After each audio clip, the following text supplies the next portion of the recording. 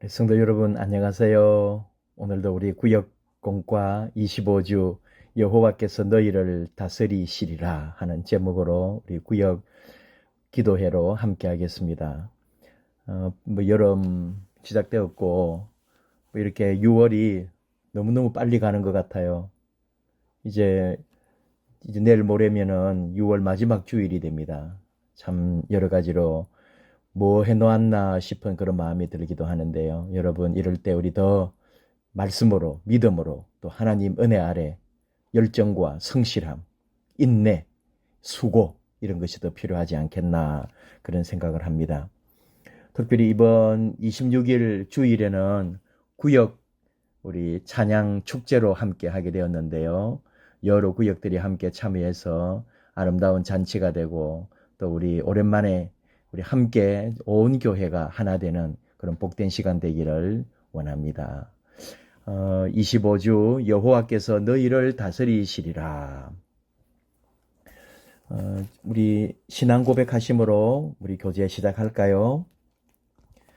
나는 전능하신 아버지 하나님, 천지의 창조주를 믿습니다. 나는 그의 유일하신 아들 우리 주 예수 그리스도를 믿습니다.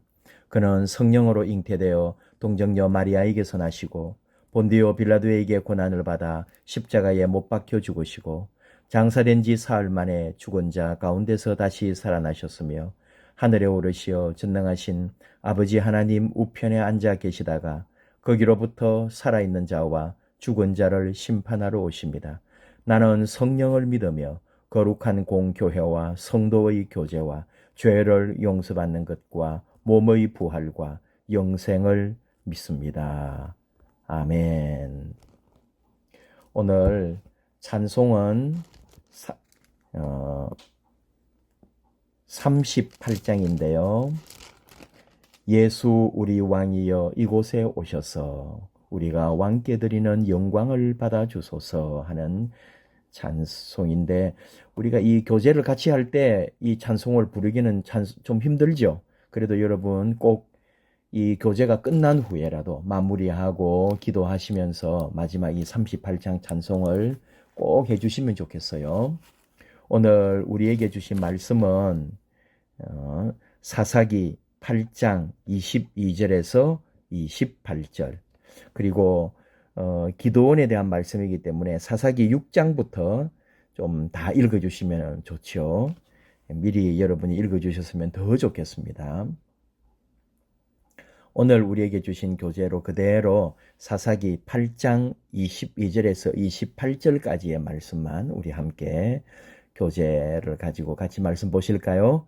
그때에 이스라엘 사람들이 기드온에게 이르되 당신이 우리를 미디안의 손에서 구원하셨으니 당신과 당신의 아들과 당신의 손자가 우리를 다스리소서 하는지라. 기드온이 그들에게 이르되 내가 너희를 다스리지 아니하겠고 나의 아들도 너희를 다스리지 아니할 것이요 여호와께서 너희를 다스리시리라 하니라. 기드온이 또 그들에게 이르되 내가 너희에게 요청할 일이 있으니 너희는 각기 탈취한 귀고리를 내게 줄지니라 하였으니 이는 그들이 이스마엘 사람들이므로 금 귀고리가 있었습니다. 무리가 대답하되 우리가 절거히 드리리이다 하고 겉옷을 펴고 각기 탈취한 귀고리를 그 가운데에 던지니 기드온이 요청한 금 귀고리의 무게가 금 1700세겔이요 그 외에 또 초승달 장식들과 폐물과 미디안 왕들이 입었던 자색 의복과 또 그 외에 그들의 낙타목에 둘렀던 사슬이 있었더라. 기드온이 그 금으로 에봇 하나를 만들어 자기의 성읍 오브라에 두었더니 온 이스라엘이 그것을 엄란하게 위함으로 그것이 기드온과 그의 집에 올무가 되니라. 미디안이 이스라엘 자손 앞에 복종하여 다시는 그 머리를 들지 못하였으므로 기드온이 사는 40년 동안 그 땅이 평온하였더라. 기드온 시대에 미디안과 전쟁해가지고 이기게 되는 이런 이야기. 이게 이제 기드온 말씀, 기드온의 마지막 그 때의 내용이다 보니까 앞에 있었던 전쟁이라든지 기드온의 상황들은 좀 나오지 않은데 여러분이 한번 읽어보시면서 이 기드온에 대해서 한번 더 정리하면 좋겠고, 우리가 이 사사기를 수요 기도회 때 했어요. 그렇게 긴 시간은 아니었는데 얼마 전에 했어요. 우리 사사기를 한 번 더 또 그럴 때를 생각해 주면 참 좋은데 팁을 먼저 한번 봅시다. 사사시대의 이스라엘 백성은 주변 왕정 국가들을 부러워하며 왕이 통치하는 나라를 원했습니다. 그러나 하나님께서는 이스라엘의 왕이 되어서 직접 다스리기를 원하셨습니다. 기드온은 이것을 잘 알고 있었기 때문에 백성 앞에서 스스로 왕이 아니라 사사로 머물 것이라고 다짐했습니다. 하지만 그에게도 왕의 권력과 부유함에 대한 욕구가 있어서 10부인에게서 70명의 아들을 낳았고 그 자손들은 비극적인 최후를 맞이하고 말았습니다. 사사시대의 이 비극적인 사건은 하나님을 섬기는 참된 신앙의 본질이 무엇인지 생각하게 합니다. 창세기, 출애굽기, 레위기, 민수기, 신명기, 여호수아 그리고 사사기잖아요. 그러니까 여호수아가 죽은 후에 여호수아 사후에 사무엘까지 350년 이 이스라엘 역사가 사사시대입니다. 이걸 암흑기라고도 그래요. 왜 암흑기라고 하느냐? 여호수아가 죽은 후에 이방 문화와 또 종교에 급속하게 빠져들어갑니다. 그러니까 하나님이 징계하세요. 또 이스라엘이 부르짖어요. 그러면은 하나님께서는 사사를 통해 이스라엘을 구원하셨다. 참 이게 이스라엘의 역사입니다. 사사는 뭐냐? 사사들은 도대체 뭔 일을 했냐? 이 이방 민족이 전쟁을 하거나 압제할 때 민족을 구한 영웅들이에요. 하나님이 세우십니다. 이 사람들은 정치, 군사, 거기에다가 재판관까지 했단 말이죠. 하나님 말씀을 교훈도 했어요. 이 재판관, 이게 바로 사사입니다. 판관, 재판 했다. 그런 이제 그래서 이 제목이 된 거예요. 그런 지도자들을 하나님이 세우셔서 이스라엘을 이끄셨는데 이게 이제 왕정 제도가 되기 전에 사사들을 세워서 하나님께서 이스라엘을 다스렸다. 근데 이 사사 중에 하나가 바로 기드온이었다는 거죠. 뭐 사사들 이름을 굳이 알 필요는 없지만은 제일 처음에 온니엘, 에훗,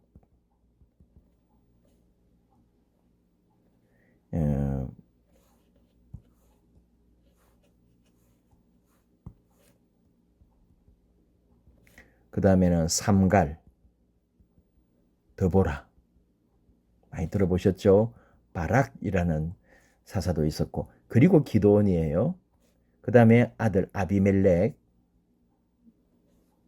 그 다음에 돌라, 야일, 입다, 입산, 엘론, 압돈, 삼손, 엘리, 사무엘. 사무엘까지를 우리가 이제 사사시대라고도 해요. 네, 사무엘로부터 이제 사울 왕이 나오죠. 이게 이스라엘이 이제 왕조 시대가 시작됩니다. 그 전까지는 사사시대였다. 그 앞에는 여호수아, 이런 식으로 이제 여호수아 앞에는 모세, 이런 식의 이스라엘 역사가 이제 이어져 온 거죠. 한번 볼까요? 기드온은 이스라엘의 5번째 사사로 므낫세 지파의 농부였다. 보세요. 하나, 둘, 셋, 넷, 다섯, 여섯. 여기로 보면 기도원이 6번째죠. 근데 이제 바락이라고 하는 사사는 이제 이게 이렇게 이제 사사였다고 하지 않을 때도 있거든요. 그래서 어떤 경우에는 공식으로는 바락을 빼면은 기도원이 5번째 사사가 되는 거예요. 5번째 사사로 머나세 지파의 농부였다. 하나님께서 그를 큰 용사로 세우셨고 그와 함께한 300명을 통해 우리 300용사 많이 들어보셨잖아요. 300명을 통해 하나님의 큰 능력을 나타내셨다. 그 결과 해변의 모래와 같은 미디안의 군대를 물리칠 수 있었다. 많았단 말이에요. 그러자 백성은 자신들을 다스리는 왕이 되어달라고 간청합니다. 기도원이 너무 지도력이 좋으니까. 하지만 기도원은 우리를 다스릴 분은 오직 여호와 하나님이라고 대답했습니다. 1번 한번 봅시다. 기도원의 승리는 하나님의 승리입니다. 이거는 이제 우리가 읽지 않았는데 앞에 이제 사사기 7장 22절 말씀으로 기도원은 미디안의 횡포에 대해 감히 저항할 엄두도 내지 못하고 포도주 틀에서 타작하고 있다가 여호와의 사자를 만났습니다. 그런 그에게 여호와께서는 미디안을 쳐서 이길이라는 큰 용사의 약속을 주셨습니다.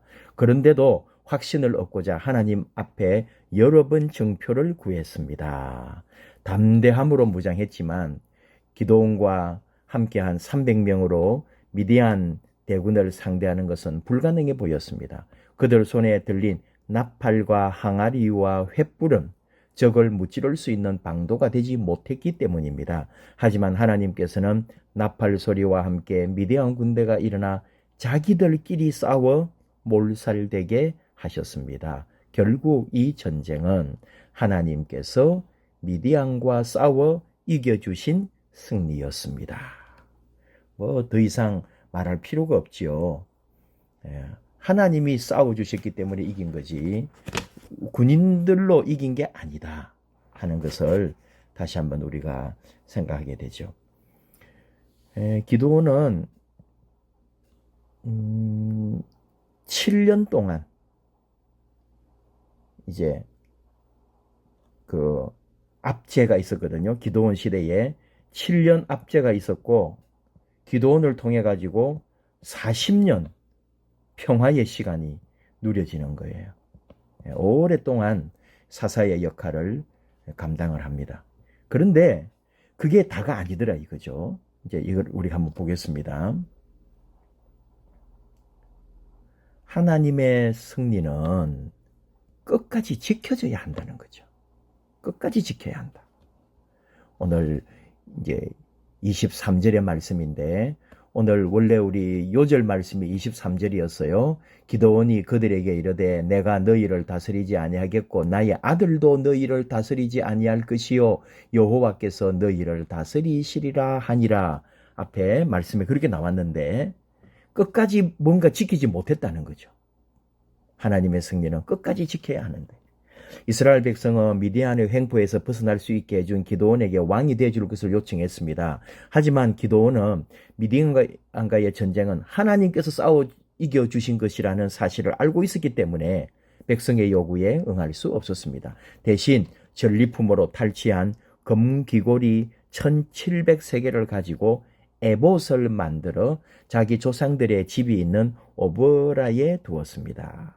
그리고 자기 말과 다르게 왕과 같이 여러 부인을 둬 70명의 아들을 낳았고 결과적으로 세겜의 첩 사이에서 태어난 아들 아비멜렉이 스스로 왕이 되고자 해서 다른 형제 70명을 한꺼번에 몰살하는 비극을 낳고 말았다. 승리의 전리품으로 요구한 이스마엘의 금귀고리가 결국 그의 자손들에게 올무가 되고 말았다. 말을 하자면 끝이 없는 얘기들이죠. 에봇이라고 하는 거는 여러분 그 제사장이 있으면은 제사장 그 앞에다가 여기에 이제 이렇게 여기가 목이 되고 뒤로 이렇게 여기에 이렇게 장식이 있고 이렇게 요 이제 이렇게 딱 걸치는 거예요. 이게 이제 하나님의 뜻을 묻고 그럴 때에 사용하는 거거든요. 예. 근데 이제 이거를 금을 가지고 만들었다는 거죠. 좀 이따가 다시 한 번 더 우리가 한번 나눠보겠습니다. 참 모든 걸 잘했는데도 그의 삶이 마지막에는 하나님 보시기에는 좀 안 되더라 이거죠. 고린도전서 10장 12절에 선줄로 생각하는 자는 넘어질까 조심하라 그랬잖아요. 참 이 지도자가 되거나 교회의 사역자가 될 때 우리가 이 실수할 수 있거든요. 자신의 영광을 찾는단 말이죠. 또 하나는 자기 생각 또 자기 욕심 따라서 살려고 합니다. 이게 우리 지도자가 되거나 교회 목회자도 그렇고 교회에 또 직분자가 되어 갈 때에 이런 결과를 낳을 수가 있는 거죠. 결단과 기도 한번 가볼까요?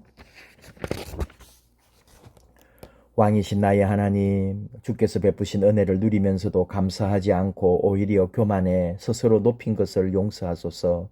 지금까지 누린 모든 것이 하나님께서 주신 선물이며 은혜임을 믿습니다. 영원토록 다스려 주시고 저희로 하여금 순종하며 살게 하소서. 참 너무 기독교 우리 신앙적 기본적인 이야기들이죠. 선물, 은혜, 순종. 근데 이런 거를 우리가 등한히 한단 말이죠. 갈수록. 우리 기도원에 대해서 한 번 더 생각을 좀 해볼까요? 기도원이 실패를 한단 말이죠. 이게 아까 에봇 얘기했는데 에봇 제작 말했습니다마는 제사장 가슴에 받쳐 입는 옷입니다. 하나님 뜻을 구할 때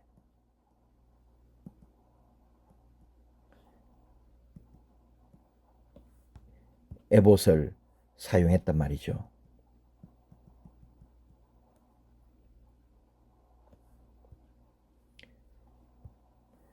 그 다음에 이제 처음에 이제 이 금을 모아가지고 했잖아요. 미디안이 그 이스마엘 쪽이란 말이죠. 그래가지고 자기 몸에 장식하는 그런 귀걸이나 이런 금부치가 많이 있었겠죠. 그 전쟁이 이겨가지고 그걸 다 빼앗아 와가지고는 그걸 가지고 이제 다 내놓아가지고 좋은 뜻으로 금 에봇을 만들었어요. 그런데 이 에봇이 우상이 되었다. 어떤 의미냐면은 에봇을 법궤처럼 생각하는 거예요. 아직 이 사사시대는 그런 걸 잘 모르지만 나중에 이 전쟁할 때에 법궤를 막 들고 다니잖아요. 그리고 이 에봇은 그냥 하나님의 뜻을 묻는 거지. 결국은 우리 인간은 자꾸 하나님 형상을 만들고 싶어 한단 말이에요. 근데 마치 이 에봇을 하나님처럼 자꾸 모시려고 하는 거죠. 그러다 보니까 기도원이 마치 제사장처럼 행동하려고 그래요. 제사장은 누굽니까? 레위 지파가 되는 거예요. 예? 아론의 아들들이 제사장인데 아까 기도원은 므낫세 지파입니다. 제사장이 될 수가 없는 거예요. 근데 자기가 이제 지도자가 되고 에봇도 차고 있고 이러니까 아주 그냥 자기가 하나님의 뜻을 해가지고 자기가 이제 제사장처럼 자꾸 행동하려고 하는. 그리고 마지막에 또 지적받는 것은 왕이 안 되겠습니다 해놓고는 왕처럼 살았어요. 예. 나중에 아들을 왕으로 삼고, 그러니까 자기도 왕처럼 생활했지만 아들이 왕이 돼요. 아들이 왕으로 나오는 거예요. 이 말은 아버지 교훈이 전달이 잘 되지 않음. 이런 게 이제 전체적으로. 또 자신이 또 삶이 마지막에는 그 좀 너무나 이 세상의 것을 다 누리는 그런 삶으로 가버렸다 이거예요. 그래서 우리는 기도원의 그 유명세나 기도원이 대단하다고 그렇게 알려져 있지만 사실은 기도원의 모든 전생애를 볼 때는 기도원은 사사로서 실패했다고 말하는 거죠. 우리 삶 나누기를 통해서 한번 우리 자신을 또 한번 돌아보면서 마무리합시다. 한국 교회와 대한민국의 발전과 풍요로움에 대한 생각을 나눠봅시다. 일상의 안락과 풍요를 당연하게 여긴 것이 언제부터였는지 생각하면 우리는 기적 속에서 살고 있음을 깨닫습니다. 우리의 부요함은 당연한 것이 아니라 하나님의 은혜, 잊지 말아야 합니다. 선물. 정말요. 우리가 누리고 있는 이 모든 거, 우리 한국 사회, 대한민국, 이 교회, 다 이 풍성하고 이 좋은 것들은 하나님 은혜고 하나님이 주신 건데, 우리 욕심을 따라 자꾸 가려고 하거든요.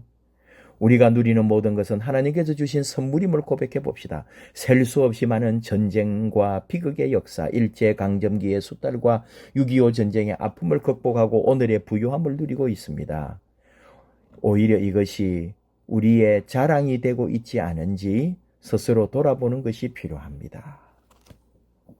오늘의 이 부유함이 참 우리 조상들의 그 수고, 우리 부모의 피눈물, 그리고 하나님의 은혜, 그리고 우리 옛날 믿음의 선배들의 기도와 그 헌신이 오늘 이 땅을 이루고 있는데 하나님 복인데 마치 우리 자랑이고 우리가 잘해서 지금 누리고 있는 것처럼 착각하지 말라 이 말이죠.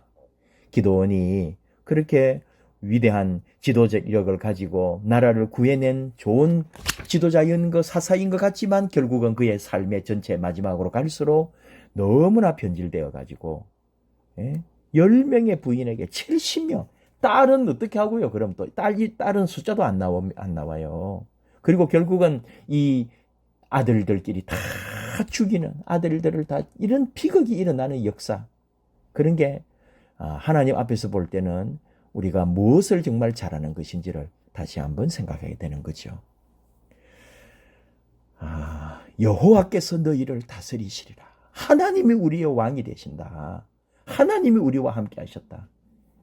그게 오늘 우리에게 가르쳐 주시는 참된 교훈입니다. 우리 잘 되거나 못 되거나 다 하나님 은혜 아래 있을 줄 알고 뭐 언제든지 우리 하나님 앞에 감사하고 하나님께 영광 돌리고 하나님을 항상 내 앞에 모시고 우리는 하나님 앞에 순종하는 그런 하나님의 종들, 하나님의 자녀들, 하나님의 아름다운 믿음의 권속들, 우리 교회, 우리 구역 식구들 모두 되시기를 원합니다.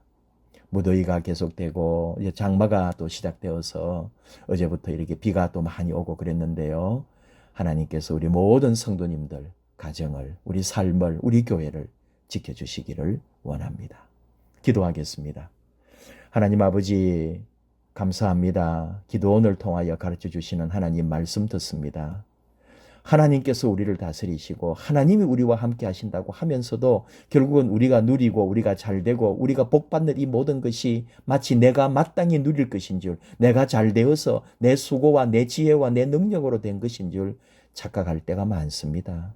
우리의 주인, 우리를 다스리시고 우리와 함께 하시고 나를 오늘 여기에 있게 하신 분은 오직 우리 하나님이심을 고백하면서 남은 생에 또 앞으로도 영원히 우리 하나님 중심, 예수님 중심, 말씀 중심, 믿음 중심으로 그렇게 순종하고 감사하고 하나님 앞에 온전히 나아가는 사랑스럽고 영원히 하나님만 믿고 따라가는 자녀들 삼아 주시옵소서. 예수님의 이름으로 기도하옵나이다. 아멘.